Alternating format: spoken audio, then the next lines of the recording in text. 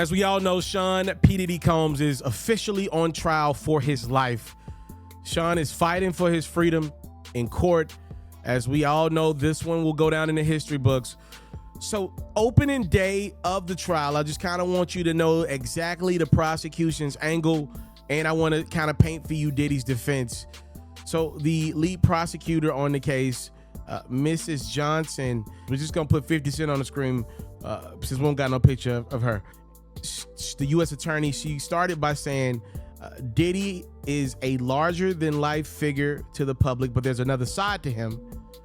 She believes that Diddy oftentimes used his power for 20 years with the help of his trusted inner circle to commit crime after crime, and that's why we're here today. That's what this case is about. Let's put in perspective. Diddy is facing 1 count of racketeering conspiracy. That's the big one. 2 counts of sex trafficking by force, fraud, and coercion. That's pretty big as well. And 2 counts of transportation to engage in prostitution. Diddy pled not guilty. The alleged offenses span from 2004 till about 2024. 2 of the counts were added a month before the trial. Prosecutors say central to Diddy's sexual abuse were highly orchestrated, drug-fueled sex parties that he called freak-offs, or wild king nights, or hotel nights.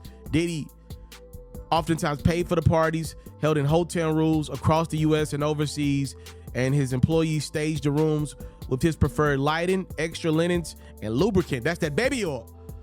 She went on to talk about Diddy's state. He was oftentimes on drugs. He had women like Cassie taking drugs. He had male escorts a part of these freak-offs to gratify himself, and oftentimes recorded these freak-offs that either included him or included male escorts, and most times Cassie. Diddy sat in the courtroom, by the way, as the prosecution made their case. Apparently, Diddy would beat Cassie over the smallest slight stuff, such as leaving a freak off without his permission or taking too long in the bathroom, said the U.S. Attorney Johnson, and threatened to ruin Cassie's singing career by releasing to the public videos of her engaging in sex with male escorts.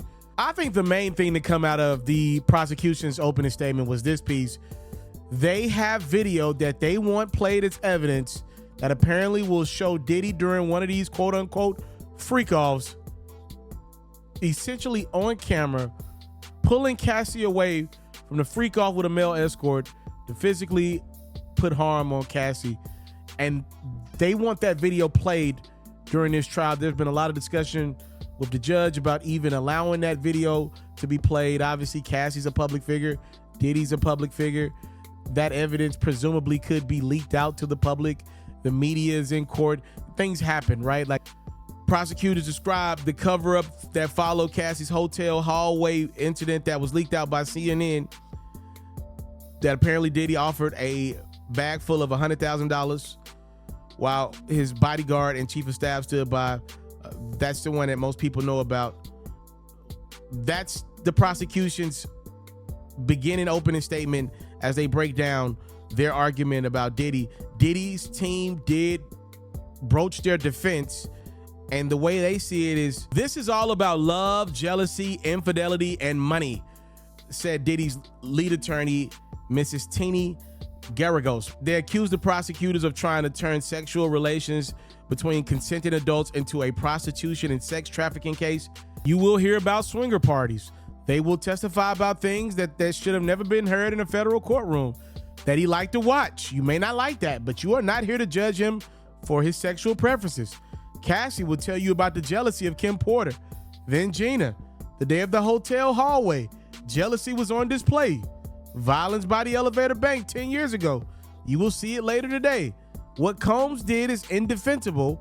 This video is not evidence, though, of sex trafficking. Cassie walks out of the hotel room with 2 bags. Combs comes down wearing only a towel. He stomps her and drags her by a hoodie. He comes back around to get a phone. Teeny describes Diddy as jealous and angry and said this is not a domestic violence trial, though. He sometimes gets so jealous or angry, he is oftentimes out of control, and you may think he's a jerk or mean, but he's not on trial for that. He's tried for running a racketeering enterprise. This is domestic violence. Tini Garrigo said Diddy was in relationships with multiple women, which caused some jealousy between him and obviously the lead witness, Cassie. Jealousy drove choices of the victims. They remained in multi-year relationships with him. These women were in love with him. Infidelity and jealousy drove the violence. Alcohol and drugs drove the things. But he is not a racketeer. Diddy paid a security guard to make the hotel footage go away. So they're admitting that. The kidnapping related to an employee. She worked for him for 10 years. She asked to work for him again. Sean Combs is fascinating. He grew up in Harlem. He built lawful business. He worked for it. He created a culture and produced music that changed a generation. Witnesses will share with you that he is a fascinating person and people are drawn to him. He's 55 years old. He is going to be Sean Combs. I am Tini Garagos and I am proud to represent him. If you listen, you will not find Diddy guilty of these crimes. And Tini Garagos said thank you to the court.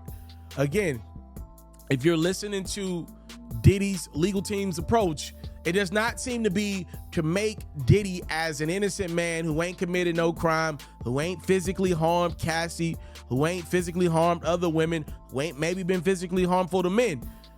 Their approach is, okay, I hear you, but again, Diddy's not on trial for that. He's on trial for a RICO, prostitution, and he's on trial for sex trafficking, right? So that's kind of both sides' argument initially.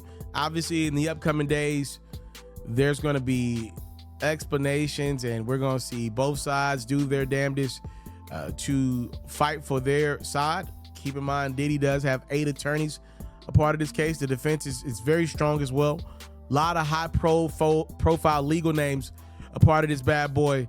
I'm not that legally savvy, but I do know there are a lot of high profile entities, a lot of relationships on the back channels that are part of this, which incorporate a lot of confliction and confusion. Just putting this case together, it took the court a long time to find jurors because Diddy is such a revered figure, such a hated figure in the New York area. He's just so known. Everybody knows Diddy, right? He's been in the public domain for over 30 years. So that's where we're at.